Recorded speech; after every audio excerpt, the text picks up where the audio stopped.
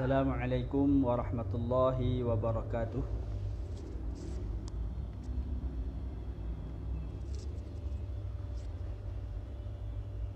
Mengawali perjumpaan kita pada tengah hari yang berbahagia ini, saya mengajak kita semua untuk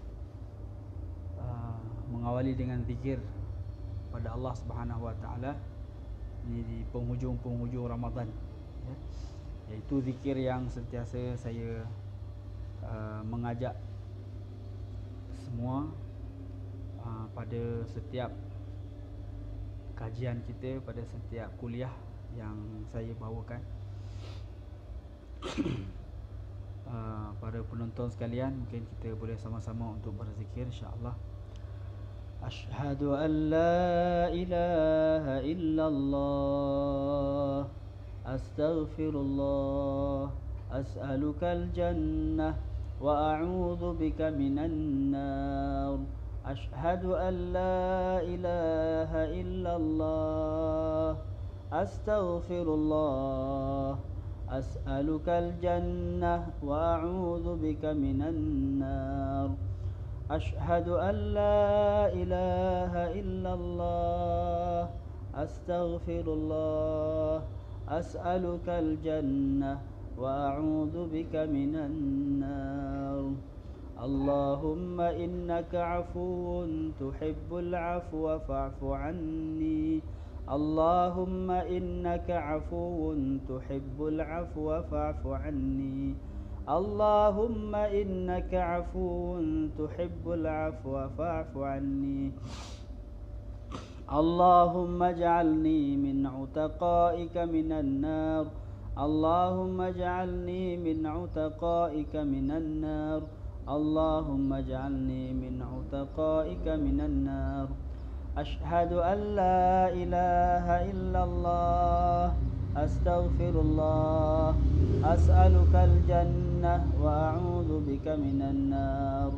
Asyhadu an la ilaha illallah, astaghfirullah, as'alukal jannah wa a'udzu bika minan nar. Asyhadu an la ilaha illallah, astaghfirullah, as'alukal jannah wa a'udzu bika minan nar. Allahumma innaka afuwun tuhibbul afwa fa'fu anni. Allahumma innaka afuwun tuhibbul afwa fa'fu anni. Allahumma innaka afuwun tuhibbul afwa fa'fu anni. Allahumma ij'alni min 'utaqaika minan nar. Allahumma ij'alni min 'utaqaika minan nar. Allahumma ij'alni min 'utaqaika minan nar. Alhamdulillah, innal hamdalillah nahmaduhu wa nasta'inuhu wa nastaghfiruh wa na'udzu billahi min shururi anfusina wa min sayyiati a'malina. May yahdihillahu fala mudilla lahu wa may yudlilhu fala hadiya lahu. Asyhadu an la ilaha illallah wahdahu la syarika lah, wa asyhadu anna Muhammadan 'abduhu wa rasuluh. Allahumma salli wa sallim ala sayyidina Muhammadin wa ala alihi wa sahbihi ajma'in. Amma ba'd. A'udzu billahi minasyaitonir rajim. Bismillahirrahmanirrahim. Innal ladzina amanu wa 'amilus solihati ulaika hum khairul bariyah. Sesungguhnya orang-orang yang beriman dan beramal saleh, merekalah sebaik-baik makhluk. Jazaohum 'inda rabbihim jannatu 'adnin tajri min tahtihal anhar. Balasan mereka adalah syurga Aden. Salah satu nama daripada syurga Aden. Tajri min tahtihal anhar, yang mana mengalir di bawah syurga itu sungai-sungai. Tajri min tahtihal anhar khalidina fiha abada, yang mana keadaan mereka kekal di dalam syurga itu selama-lamanya. Radhiyallahu anhum wa radu an, dzalika liman khasyiya rabbah. Allah ridha kepada mereka dan mereka ridha kepada Allah. Dan itu disediakan oleh Allah bagi orang yang khasyya rabbah, yang takut kepada Tuhannya. Muslimin muslimat, para penonton sekalian yang dirahmati Allah Subhanahu wa taala, kita bersyukur pada Allah atas segala limpah kurniaan nikmat daripada Allah Subhanahu wa taala. Allah Subhanahu wa taala masih lagi memberikan kesempatan kepada kita, kesihatan kepada kita. Allah Subhanahu wa taala masih memberikan taufik kepada kita untuk beribadah kepadanya. Muslimin muslimat, para penonton sekalian yang sama-sama mengharapkan keridhaan Allah Subhanahu wa taala. Tajuk kita pada hari ini insya-Allah iaitu mencari ridha Allah. Mencari ridha Allah. Yang mana ini adalah satu pencarian yang besar, satu tujuan yang besar dalam mengarungi kehidupan, satu tujuan besar dalam kita menjalani kehidupan ini, iaitu mencari ridha Allah Subhanahu wa taala. Dalam ayat yang kita bacakan tadi di awal, innal ladzina amanu wa amilus solihat, sesungguhnya orang-orang yang beriman dan mengerjakan amal soleh, ulaika hum khairul bariyah, mereka adalah sebaik-baik makhluk. Sesungguhnya orang-orang yang beriman. Jadi orang-orang yang beriman, mereka orang yang yakin kepada Allah. Apa di antara yang perlu mereka yakini oleh orang beriman ini? Kita sendirilah ya. Kita perlu tanam di dalam hati kita, dalam diri kita ni, bahawa kita ni adalah makhluk Allah. Kita ni ciptaan Allah. Maksudnya kita ini adalah dicipta oleh Allah Subhanahu wa taala. Dan segala yang dapat kita lihat ini dan segala yang dapat kita dengar ini, segala yang dapat kita saksikan di hari ini ni, baik yang ada di atas permukaan bumi ini adalah ciptaan Allah. Perlu kita yakini, ini adalah ciptaan Allah semuanya. Yang ada di langit ciptaan Allah. Langit itu sendiri adalah Allah yang ciptakan. Tiada sesiapa yang mampu menciptakan melainkan Allah Subhanahu wa taala. Maksudnya segala yang ada ini ciptaan Allah Subhanahu wa taala. Tidak ada satu apapun yang bukan diciptakan oleh Allah Subhanahu wa taala. Yakini itu. Kemudian kita kena yakin juga bahawa Allah Subhanahu wa taala yang mencipta itu, Allah Subhanahu wa taala jugalah yang memilikinya. Jadi segala apa yang ada di permukaan bumi ini, di atas bumi, di bawah langit, di dalam bumi, di atas langit lagi, di satu alam jagat raya ini, ciptaan Allah dan milik Allah Subhanahu wa taala. Langit milik Allah, tumbuh-tumbuhan milik Allah. Apa yang diturunkan daripada langit mungkin berupa hujannya adalah milik Allah. Apa yang ditumbuhkan dengan sebab hujan berupa tanam-tanamannya adalah milik Allah. Apa yang ada di dalam bumi adalah milik Allah. Bahkan kita sendiri ini adalah juga milik Allah Subhanahu wa taala. Dimiliki oleh Allah Subhanahu wa taala, dikuasai oleh Allah Subhanahu wa taala. Bahkan apa yang ada pada tubuh badan kita juga ini adalah milik Allah Subhanahu wa taala, dikuasai oleh Allah. Mata kita milik Allah, telinga kita milik Allah, mulut kita milik Allah, rupa paras kita milik Allah, dicipta oleh Allah, dimiliki oleh Allah, milik Allah Subhanahu wa taala sepenuhnya, dikuasai oleh Allah sepenuhnya. Kepala kita yang ada rambut di atasnya adalah milik Allah, diciptakan oleh Allah, dimiliki oleh Allah, dikuasai oleh Allah sepenuhnya. Rambut kita yang hitam ini, hitamnya ini, rambut kita yang hitam ini milik Allah, dikuasai oleh Allah Subhanahu wa taala. Dan berikutnya, segala yang diciptakan oleh Allah, dimiliki oleh Allah, kita juga kena yakin bahawa semua itu diurus oleh Allah Subhanahu Wa Taala. Dia Allah yang mengurusnya. Langit yang bergantung tanpa tiang itu tidak jatuh kerana diurus oleh Allah Subhanahu Wa Taala. Bintang yang berkelap-kelip yang menambah keindahan langit itu juga diurus oleh Allah Subhanahu Wa Taala. Hujan yang turun ke atas permukaan bumi diurus oleh Allah Subhanahu Wa Taala. Apa perkara yang tumbuh daripada hujan itu diurus oleh Allah Subhanahu Wa Taala. Bahkan diri kita sendiri ni, diri kita ni adalah diurus oleh Allah Subhanahu Wa Taala. Kita ni Allah yang urus.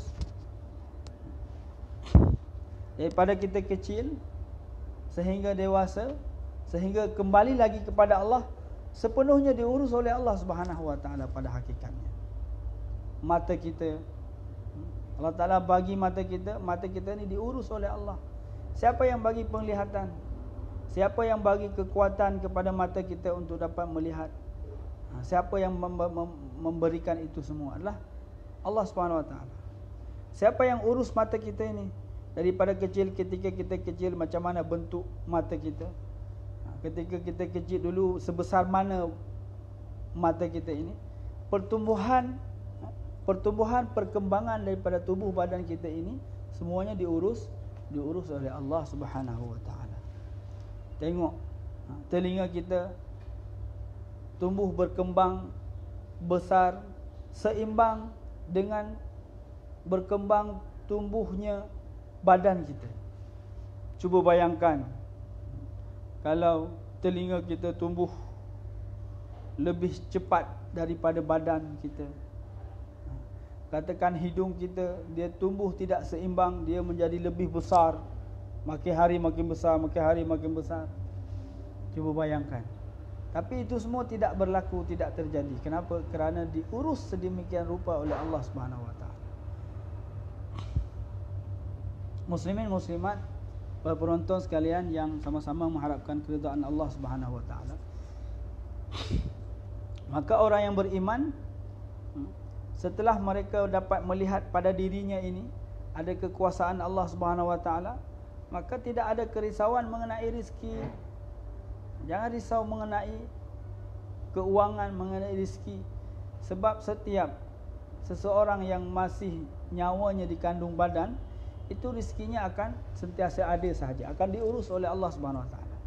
Jadi rezeki saya, rezeki anak-anak, rezeki isteri, rezeki tuan-tuan di rumah, rezeki puan-puan di rumah, anak-anak di rumah, itu semuanya dalam urusan Allah, diurus oleh Allah Subhanahu Wa Taala.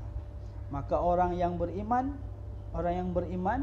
yang yakin kepada Allah Subhanahu Wa Taala, mereka di dalam hatinya la khaufun alaihim wala hum yahzanun. Tidak ada ketakutan kepada keduniaan ini dan tidak ada kebimbangan terhadap keduniaan ini.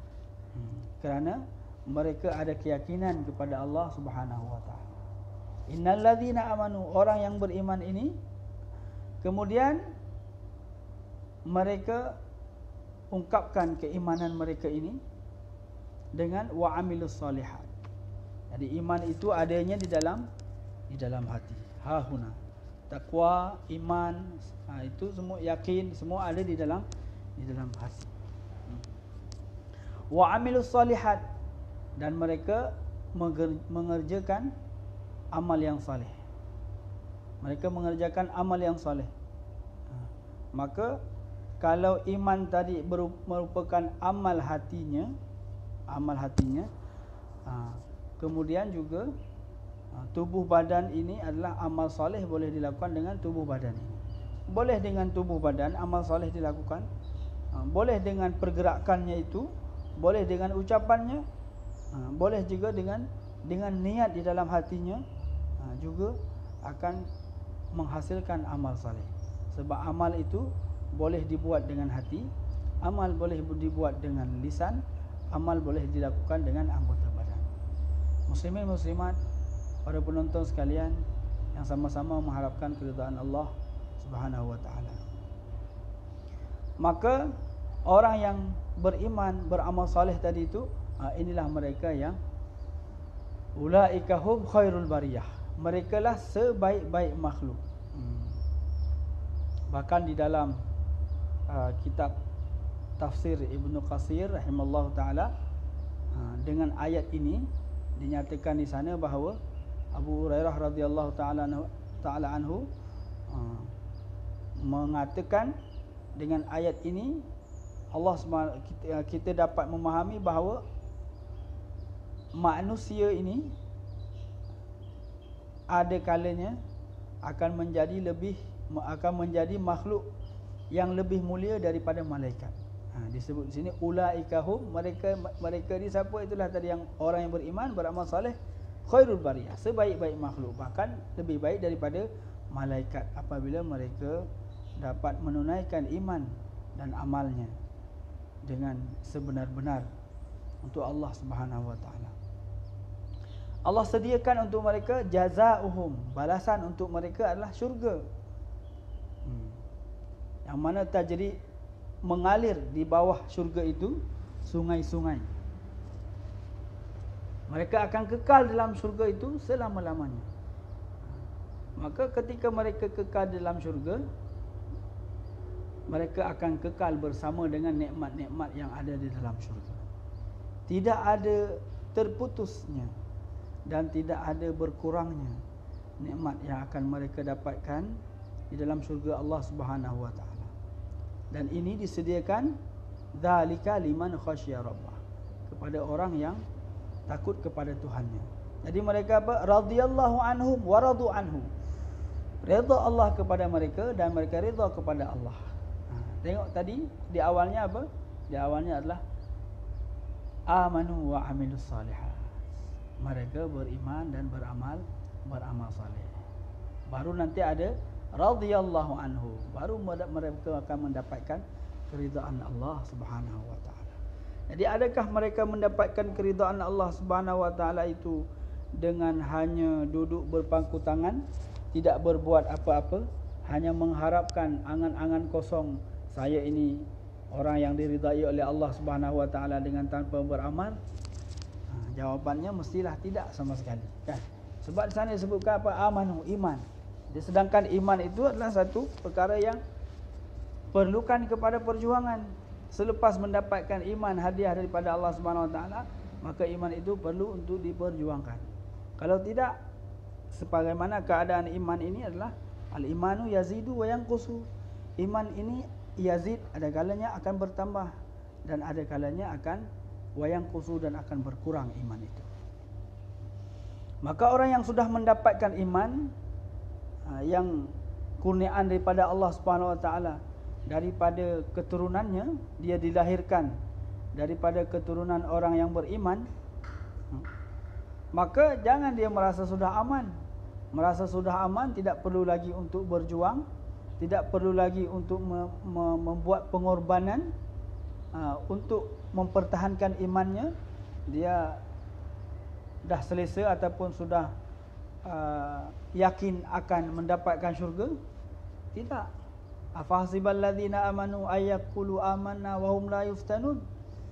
Adakah orang beriman itu menyangka selepas mereka kata amanna, kami ini telah beriman, sedangkan mereka tidak akan diuji? Mereka, orang beriman akan terus diuji imannya. Ujian iman sebenarnya sentiasa bersama dengan dalam kita menjalani kehidupan kita ini, kita sentiasa dalam ujian iman. Baik dari segi penglihatan kita, dari segi pendengaran kita,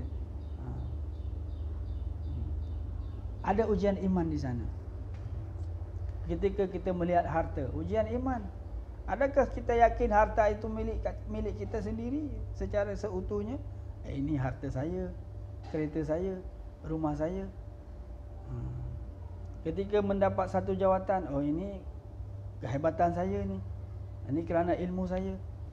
Adakah seperti itu? Itu ujian semua itu. Ujian kepada keimanan. Sedangkan kembali kepada mukadimah kita tadi, semuanya adalah milik Allah Subhanahu wa taala. Semuanya adalah ciptaan Allah Subhanahu wa taala. Semuanya adalah milik Allah Subhanahu Wa Taala. Semuanya diurus oleh Allah Subhanahu Wa Taala. Muslimin dan muslimat, para penonton sekalian yang dirahmati Allah Subhanahu Wa Taala. Maka orang yang beriman, dia sentiasa di dalam perjuangan. Kemudian untuk mendapatkan keridaan Allah, selepas mereka mendapatkan iman, maka mereka kena teruskan perjuangannya di dalam beramal dengan amalan yang saleh. Beramal dengan amalan yang saleh. Baru di sana nanti akan mendapatkan keridaan Allah Subhanahu Wa Taala.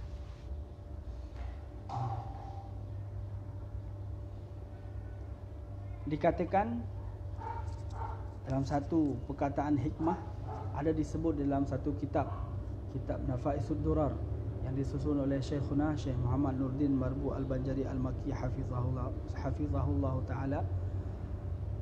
Di sana disebutkan, innallaha akhfa thalathan fi thalathin. Innallaha akhfa thalath fi thalath. Sesungguhnya Allah Subhanahu Wa Taala akhfa thalath, menyembunyikan thalathan, 3 perkara, fi thalathin, di dalam 3 perkara. Allah SWT sembunyikan 3 perkara di dalam 3 perkara. Apa 3 perkara itu? Innallaha akhfa ridahu fi ta'atihi.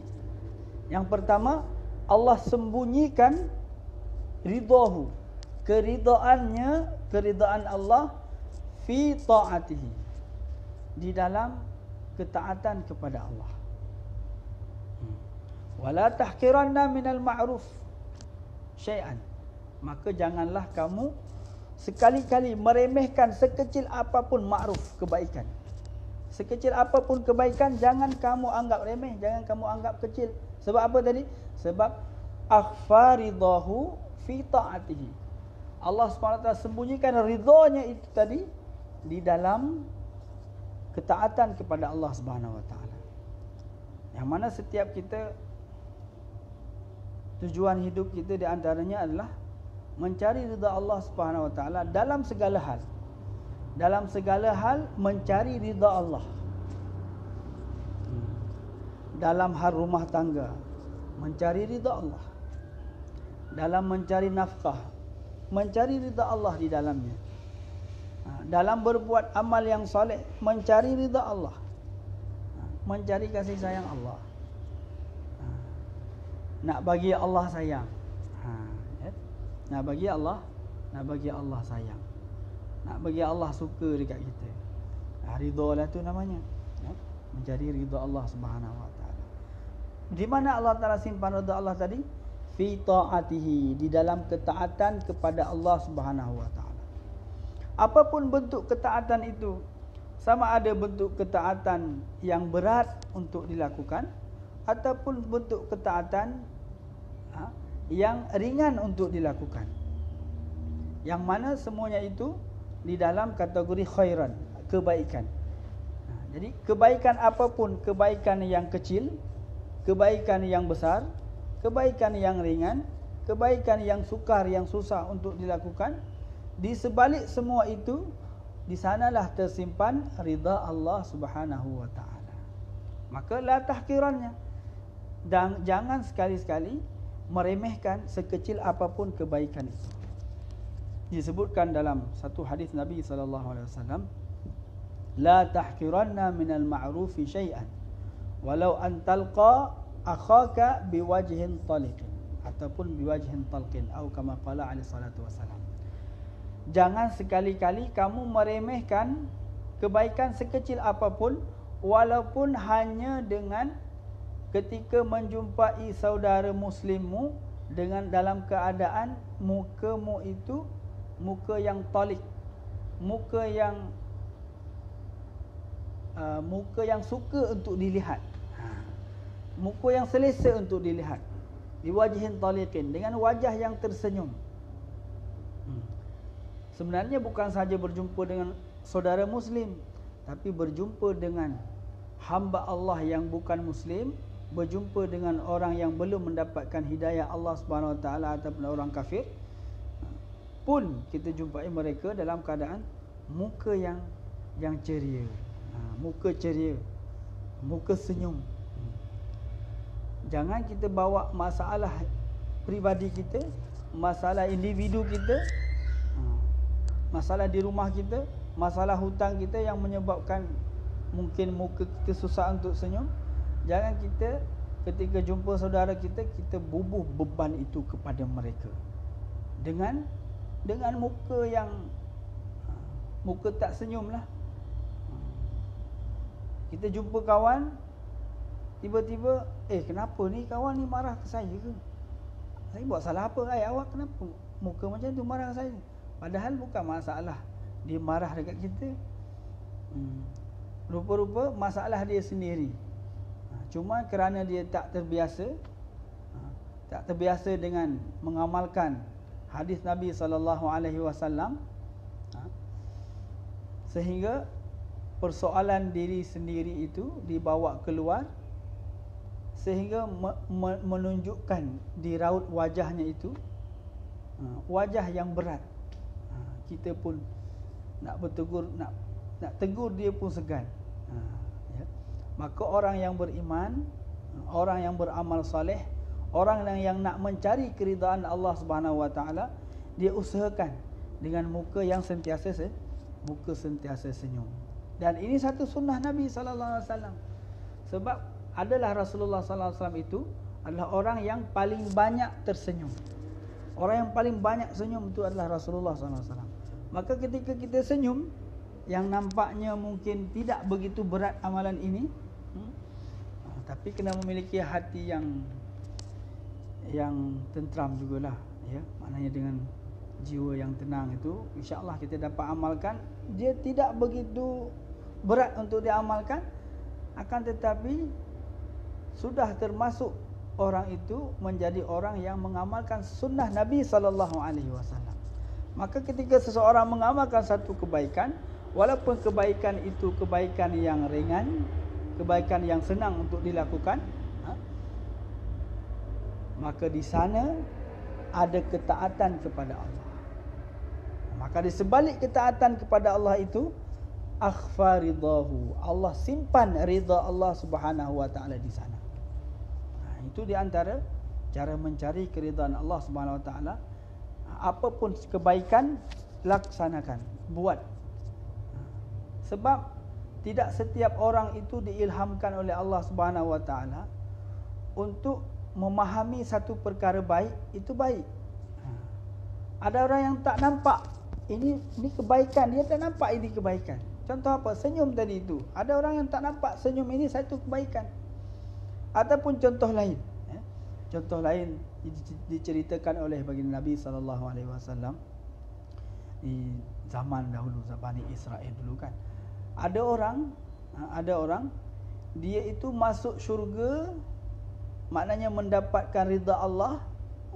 Dia masuk syurga disebabkan memberi minum seekor anjing yang kehausan. Anjing itu, seekor anjing yang kehausan. Maknanya binatang yang bernajis lah. Binatang itu yang bahkan najis mughallazah, najis berat, ya.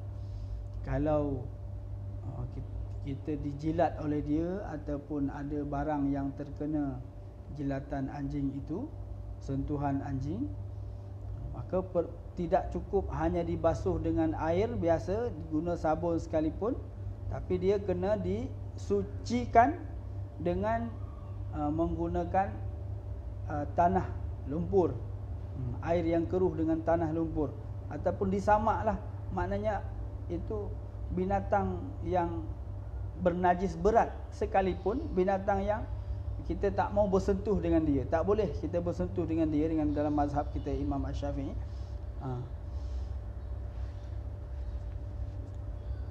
Dengan sebab seorang wanita itu memberi minum anjing ini sekalipun, yang nampaknya bukan amalan yang besar lah, ya. Bukan amalan yang berat untuk dilaksanakan lah. Tapi ini adalah satu ilham yang Allah Ta'ala berikan kepada seorang perempuan itu, kemudian selepas Allah Ta'ala berikan kepada dia ilham itu, dia laksanakan. Allah Ta'ala campakkan petunjuk di dalam hatinya, kemudian dia laksanakan petunjuk itu, dia dapat kebaikan di sisi Allah Subhanahu Wa Ta'ala. Ternyata di situ Allah Ta'ala simpan ridhahu, Allah Ta'ala sembunyikan ridha Allah Subhanahu Wa Ta'ala. Maka sehingga Rasulullah sebutkan itu sebab amalan kecil itu dia mendapatkan ridha Allah, dia masuk syurga dengan sebab dapat ridha Allah daripada amalan yang ringan itu. Muslimin muslimat yang sama-sama mengharapkan keridhaan Allah Subhanahu Wa Ta'ala, para penonton sekalian. Jadi Allah Ta'ala sembunyikan kebaikan itu, Allah Ta'ala sembunyikan keridhaan Allah itu di sebalik ketaatan kepada Allah, walaupun ketaatan yang ringan untuk dilaksanakan. Tapi ingat tadi itu, belum tentu setiap orang mendapatkan ilham ataupun pemahaman terhadap satu kebaikan itu baik. Ada orang yang tak nampak itu satu kebaikan. Contoh lain, ya. Contoh lain, kita ni duduk di kawasan perumahan, di kompleks perumahan, kita duduk di rumah teres, ataupun duduk di rumah flat. Mungkin ada kucing lalu lalang di kawasan rumah kita. Kita nampak kucing. Adakah kita nampak bahawa kucing itu satu makhluk Allah yang perlukan kepada makan minum? Kita duduk situ dulu. Nanti ya. Biar tengah mengaji. Nanti ya. Okey, minta maaf. Baik. Adakah semua orang akan nampak bahawa kucing itu juga binatang yang perlukan kepada makan minum? Belum tentu. Ada nampak kucing, kucing, biasalah kucing, kan? Tapi ada orang yang diilhamkan oleh Allah Subhanahu Wa Taala dalam ini kucing ini makhluk Allah juga ni. Di antara makhluk yang Rasulullah sayang ni, dia perlukan kepada makan minum. Ketika Allah Taala ilhamkan pemahaman ini, kemudian dia laksanakan, iaitu dengan dia sediakan apa makanan-makanan di rumah yang mungkin boleh dia letak di luar. Letak di luar satu mangkuk makanan, letak di luar satu mangkuk minuman, yang mana boleh diminum oleh kucing-kucing yang lalu, boleh dimakan oleh kucing-kucing yang lalu. Adakah ini amalan yang berat?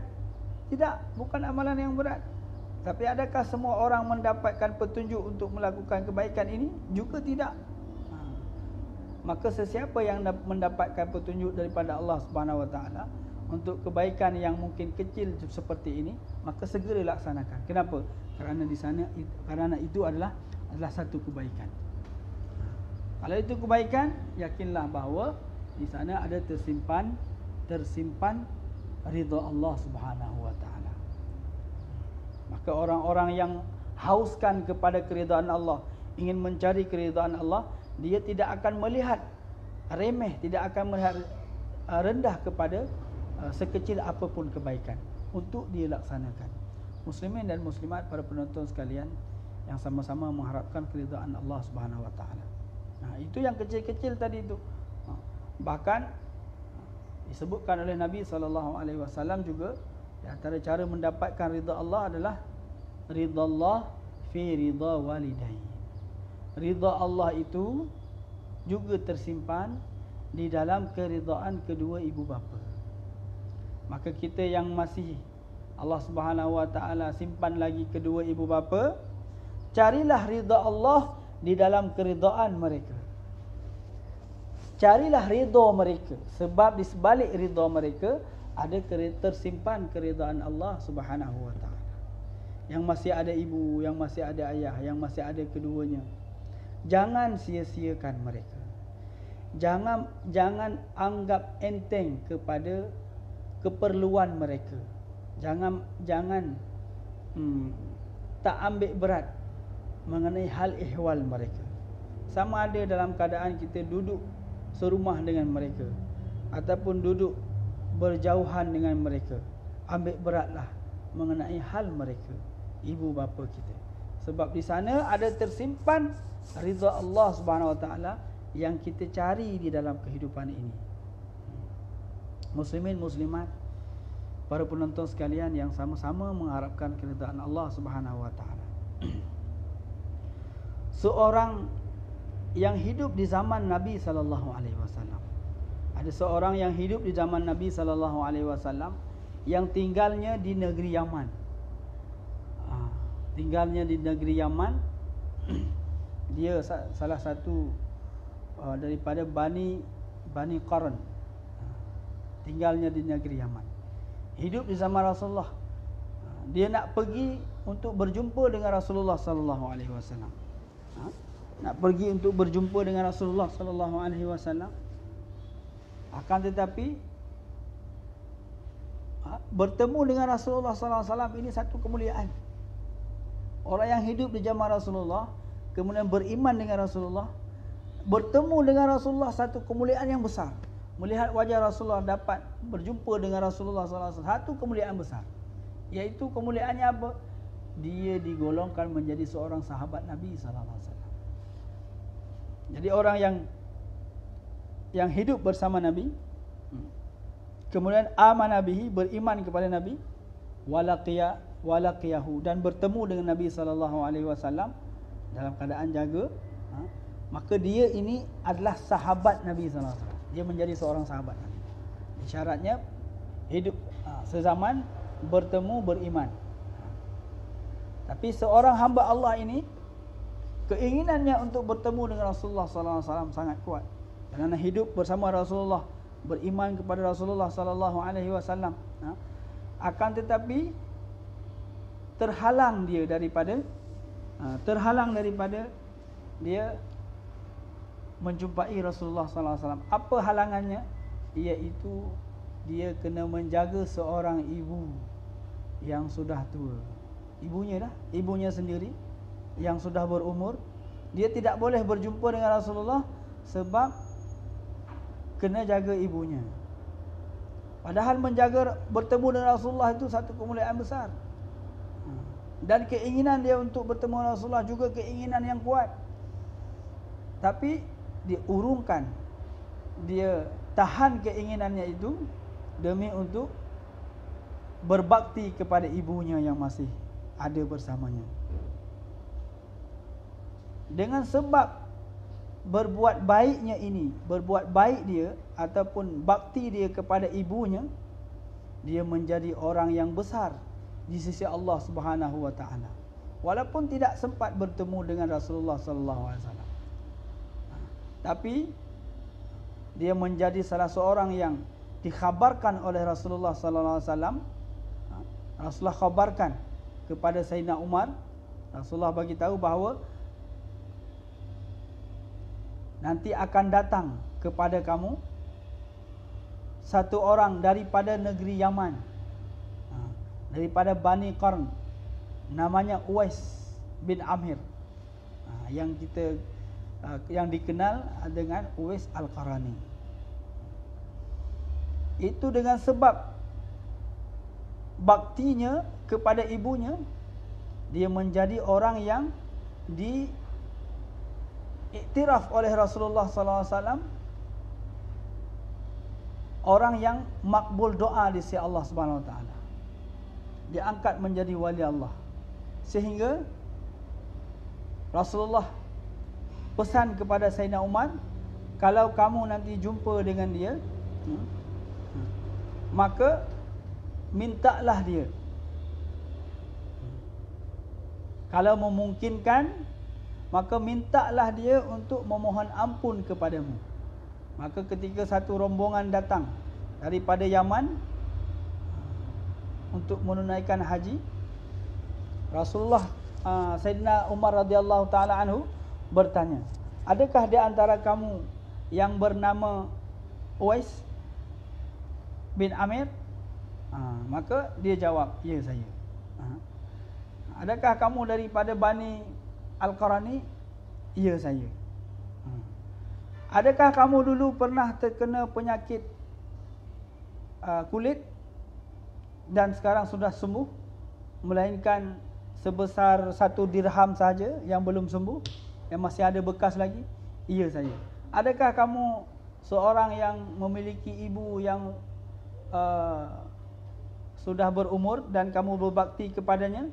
Ya saya. Maka terus Sayyidina Umar radhiyallahu taala meyakini inilah orang yang telah disebut dahulu oleh Rasulullah sallallahu alaihi wasallam. Yang telah awal-awal disebut oleh Rasulullah sallallahu alaihi wasallam.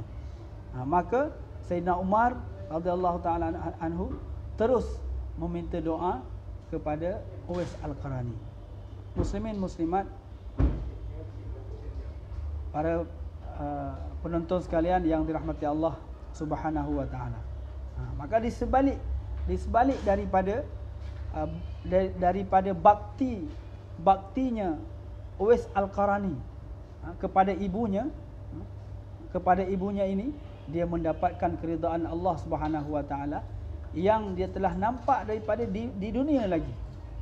Yang telah nampak di dunia lagi, dia menjadi orang yang makbul doa di sisi Allah Subhanahu wa taala. Bahkan dia menjadi seorang wali Allah. Sehingga Sayyidina Umar pun memujinya bahawa sebaik-baik tabi'in adalah Uwais Al-Qarani. Sebaik-baik tabi'in adalah Uwais Al-Qarani. Jadi dia jadi tabi'in. Beliau ni menjadi seorang tabi'in. Sebab hidupnya semasa dengan Rasulullah. Hidup semasa Rasulullah, beriman kepada Rasulullah, tapi tidak bertemu dengan Rasulullah sallallahu alaihi wasallam. Muslimin dan muslimat, para penonton sekalian yang sama-sama mengharapkan keridhaan Allah Subhanahu wa taala. Innallaha akhfa thalath fi thalath. Allah sembunyikan 3 perkara di dalam 3 perkara. Yang pertama tadi, Allah sembunyikan ridahu fi ta'atihi. Ridanya di dalam mentaati Allah Subhanahu wa taala. Maka kita dapat mentaati Allah dalam berbakti kepada ibu bapa. Kamu sekarang sudah menjadi orang yang besar, menjadi orang yang berpangkat besar, menjadi orang yang disegani, menjadi orang yang berilmu. Kamu berasal daripada seorang ibu yang mengandung kamu. Kamu menjadi seorang ustaz.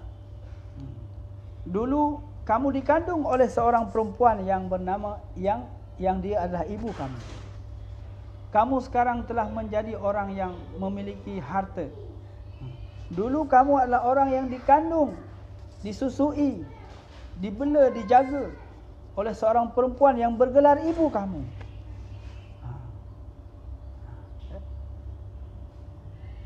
Di mana kamu kalau mereka tiada? Maka jasa mereka tidak akan putus sampai bila-bila. Ridallah fi ridha walidain. Maka carilah keridaan Allah dalam keridaan mereka. Buat mereka senang, buat mereka suka, buat mereka seronok, buat mereka jangan putus asa kepada kamu. Buat mereka, bagi mereka apa yang mereka nak kalau kamu mampu. Utamakan mereka daripada isteri-isterimu. Utamakan mereka daripada isteri-isteri. Bahkan anak-anakmu.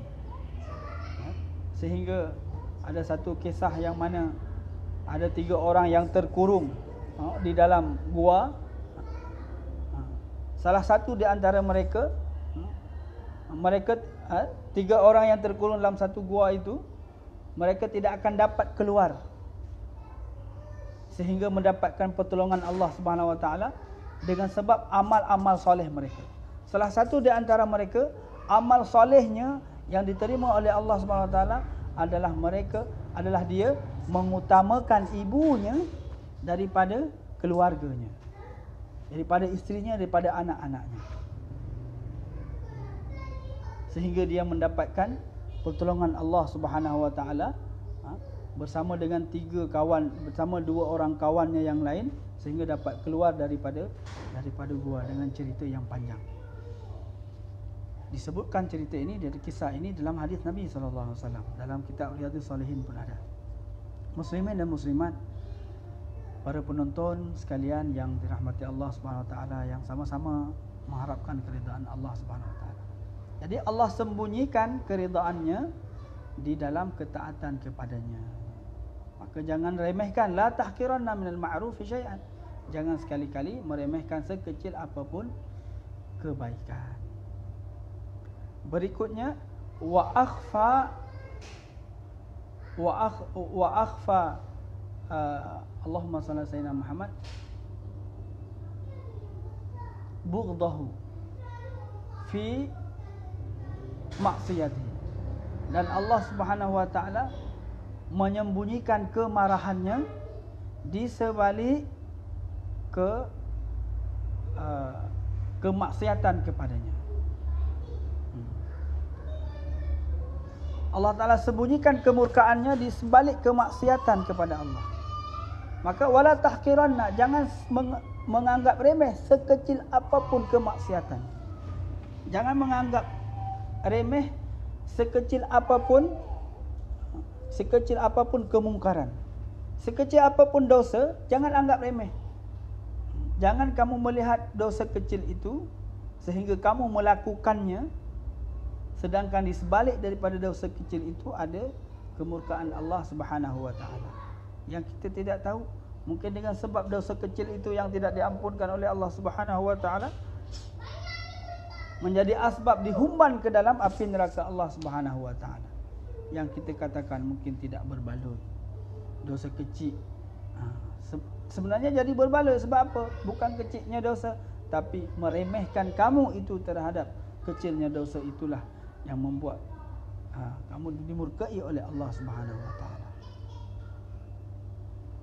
Muslimin muslimat, para penonton sekalian yang dirahmati Allah Subhanahu wa taala. Walaupun berbohong kepada anak sendiri di rumah. Abah, abi, ayah, nak pergi mana? Anak tanya, nak pergi mana? Ya abah nak pergi hospital. Tak boleh ikut, nanti kena cucuk. Padahal bukan dia nak pergi hospital pun. Dia takut-takutkan anak dia supaya anak dia tak ikut. Dia nak pergi bazar je, pergi cari juadah berbuka. Tak nak bawa anak dia. Sebab walaupun dalam keadaan seperti ni, kan, yang keadaan kita yang tengah tak bolehlah bawa kanak-kanak keluar, kan, keadaan tak sihat, takut menjaga terkena virus dan sebagainya tu. Walaupun maksud kita baik, caranya tadi berbohong, itu satu kemaksiatan yang kita takutkan di sana ada murka Allah Subhanahu wa taala. Jadi ketika ada satu kemaksiatan itu, jangan dilihat kecilnya, jangan dilihat ringannya, tapi lihatlah kepada siapa kemaksiatan itu dilakukan. Yang tidak sepatutnya, iaitu kepada Allah Subhanahu wa taala yang sentiasa kita mendapatkan nikmat daripadanya. Muslimin dan muslimat yang sama-sama mengharapkan keridaan Allah Subhanahu wa taala. Maka orang yang di dalam hatinya sudah ada iman kepada Allah, sudah dapat cahaya Allah Subhanahu wa taala, dapat petunjuk daripada Allah Subhanahu wa taala, dapat merasakan bahawa dia ini dikawal oleh Allah, dia ini sentiasa menggunakan nikmat Allah, matanya adalah nikmat Allah, telinganya adalah nikmat Allah, maka dia tidak akan mampu untuk bermaksiat kepada Allah Subhanahu wa taala. Mungkin hanya ini yang dapat kami sampaikan. Semoga Allah Subhanahu wa taala bagi kebaikan kepada kita semua. Wassalamualaikum warahmatullahi wabarakatuh.